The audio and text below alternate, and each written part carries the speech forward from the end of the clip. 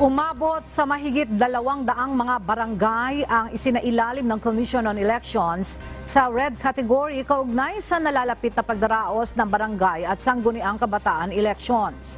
Ayon sa COMELEC, ito ang mga lugar na mahigpit na babantayan sa darating na eleksyon dahil sa posibilidad na banta sa seguridad.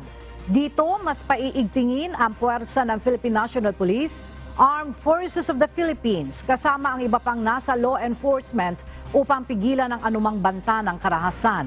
Kabilang sa mga imomonitor ang suspected election-related incidents, existence ng intense political rivalry, gayon din ang presensya ng private armed groups at politically motivated election-related incidents.